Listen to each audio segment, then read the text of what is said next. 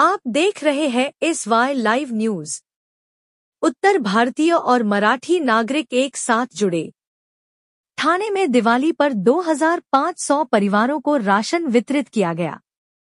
NCP और मनसे ने मिलकर यह साबित किया कि जाति, धर्म और प्रांत की दीवारें टूट सकती हैं। दिवाली ने दिखाया कि समाज एक साथ खड़ा हो सकता है और एकता में ही शक्ति है। ठाणे से सारा पुरी की रिपोर्ट। म्हणजे मी काल आपल्या सगळ्यांची भेट घ्यायला महानगरपालिकेत आलो होतो, तेव्हा एक प्रश्न अविनाश सगळ्यांनी मला विचारला की मनसे तुमच्याबरोबर आहे तर उत्तर भारतीय तुमच्याबरोबर कसे राहतील। तर त्याचं उत्तर आज या कार्यक्रमात मिळालेलं आहे। आज इथे किमान 500 उत्तर भारतीय आहेत आणि अविनाश जाधवच्याच हातांनी त्यांना शिधा वाटप झालेलं आहे। त्यामुळे असं काहीही नाहीये। उत्तर भारतीय काम करणाऱ्या माणसाच्या मागे आहेत, अविनाश जाधवच्या मागे आहेत आणि मनसेच्या मागे आहेत। एवढंच ठामपणे मी या ठिकाणी सांगू इच्छितो। मी तुम्हाला सगळ्यांना एक गोष्ट सांगतो, मी ज्या माणसाच्या कार्यक्रमाला आलोय ना तो देखील उत्तर भारतीय आहे, पण माझ्या निवडणुकीला पूर्ण तन मन धन असं सगळं लावून तो माणूस माझ्या पाठीशी उभा होता, सुरेंद्र उपाध्याय। बरोबर, आम्ही परत सांगतो, आता परवा वसईत एक घटना घडली आदिती नावाच्या मुली बाबतीत, ती उत्तर प्रदेशातनं येते, पण मी आणि हितेंद्र ठाकूर त्या मुलीच्या पाठीशी खंबीर उभे राहिलो। त्यावेळेला आम्ही ती कुठली भाषिक आहे, कुठून आले हे पाहिलं नाही। आताही या सगळ्या ज्या माझ्या बहिणी इथे उभ्या आहेत त्यांचा आणि आमचं एक आपुलकीचं नातं आहे। मनसेचा विरोध हा त्या लोकांना आहे जे मराठीचा अपमान करतात, ज्यांचं मराठीवर प्रेम आहे त्यांचं आमच्यावर प्रेम आहे। आज हा माणूस त्याने त्याच्या भाषणाला सुरुवात कशाने केली तर मराठीने केली। आम्ही तेच म्हणतोय की तुम्ही जर 20-25 वर्ष महाराष्ट्रात राहत असाल, तुम्ही 2 शब्द मराठीत बोला, आम्ही पूर्ण मिठी मारू तुम्हाला, एवढंच आमचं म्हणणं आहे। बाकी आमचा मतभेद काहीही नाहीये।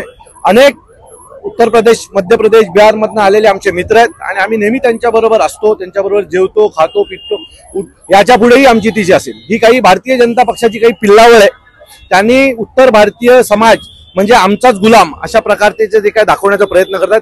भविष्याच्या काळामध्ये अनेक उत्तर भारतीय आमच्या सोबत आमच्या मंचावर तुम्हाला दिसतील। काय तर कार्यक्रम इथे असतो आणि आम्ही रिक्षेवाले आहेत भरपूर, म्हणजे ठाण्यामध्ये एवढे रिक्षा आहेत, आम्ही यांच्या सोबत असतो। आणि आज आपल्याकडे आपले असे नेता उभे आहेत, ते अविनाश जाधव साहेब, ते म्हणजे आपला कामासाठी जेवढं धावपळ असतात ते करणारा माणूस। आपल्याला नेता कसा पाहिजे, ज्याच्या खांद्यावर आपण हात ठेवून आपण काहीतरी त्यांना विचारू शकतो, म्हणजे एक म्हणजे असतात ना आपल्या एक दोस्ती सारखं, म्हणजे ते असे आपले अविनाश दादा आहे। आणि प्रॉब्लेम सगळ्यांना आहे, ट्रॅफिकचा आहे आणि असे बहुतेक खड्ड्याचा प्रॉब्लेम आहे। ते सगळे म्हणजे कोणी जरी येत नाही तेव्हा आपल्याला कोण दिसते, अविनाश दादा। मग आम्ही यांच्या सोबत आहे आणि जे काय असेल ते आम्ही भरपूर सहकार्य करतो यांना। बाकी जे आहेत ते स्वतः म्हणजे तुम्ही बघतायत।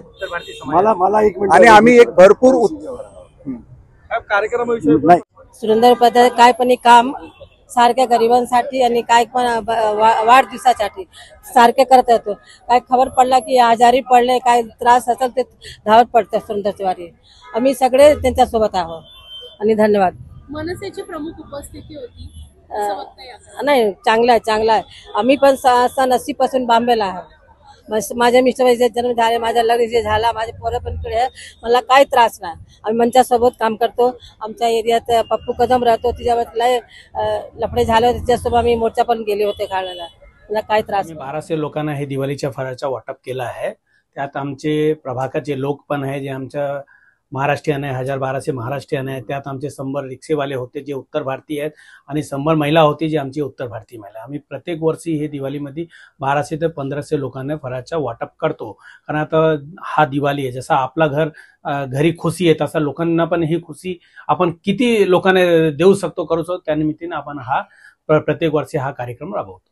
सर, या ठिकाणी मनसेचे नेते देखील आले होते, त्याचबरोबर त्यांच्या हस्ते वाटप करण्यात आलेलं नेमकं काय यातून दाखवायचा उद्देश होता? असं आहे, काही मीडियांमध्ये आणि कुठे भरपूर लोक असं बोलतात मनसे हिंदी भाषी विरोधी आहेत किंवा जे इथे हिंदी भाषी आमचे राहतात ते मराठी विरोधी आहे। पण आज तुम्ही बघितलं इथे आमचे 100-200 रिक्षेवाले होते, उत्तर भारतीय महिला होते जे मराठीमध्ये बोलतात आणि इथे जे आज 50-100 वर्षापासून इथे राहतात ते कोणी आमचे उत्तर भारतीय हे मराठीचे विरोधात नाही किंवा जे आमचे ते मराठी येते आमच्या उत्तर भारतीयांच्या विरोधात नाही। म्हणून आज आम्ही हा कार्यक्रम केला, जिथे आमचे 1001 लोक महाराष्ट्रीयन लोक होते जे आमच्या प्रभागात 5 पखाडीमध्ये राहतात आणि आमचे हिंदी भाषी होते जे रिक्षा चालवतात आणि जे आमची हिंदीभाषी महिला होती इंदिरानगर किंवा इथे राहतात ते सर्व होते.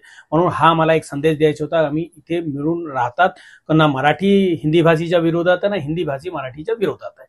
एक संदेश हा मला लोकांना द्यायचा.